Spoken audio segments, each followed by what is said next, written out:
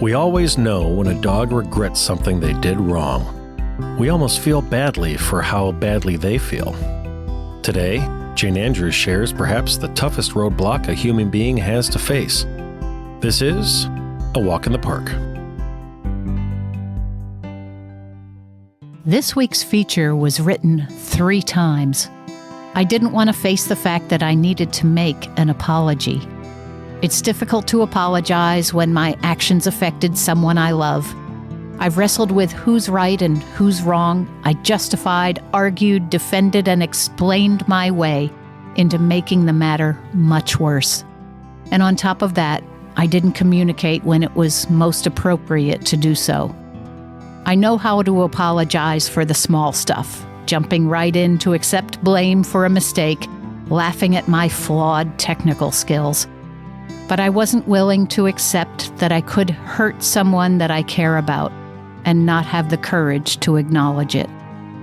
I needed to understand that my fear of how that person would react or retaliate, which would be considerable, has no bearing on how I should have handled it.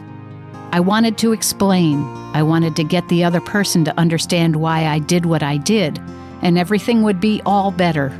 I wanted to argue why my decision was okay. I wanted to justify how other people did the same thing to me, and I took it like a champ.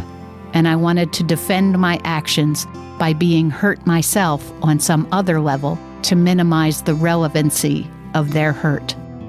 I was defending my actions at the expense of simply listening.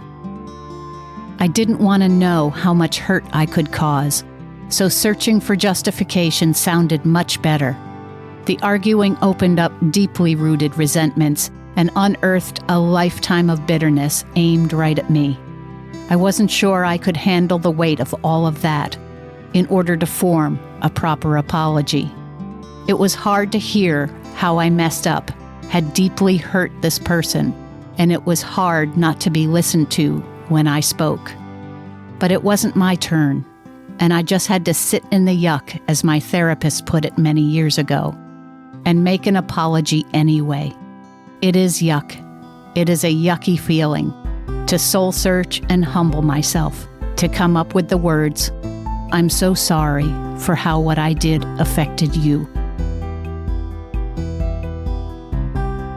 You've been listening to A Walk in the Park with Jane Andrews, broadcasting each week at this time. A Walk in the Park is brought to you by Wild Birds Unlimited on Route 2 in Warwick.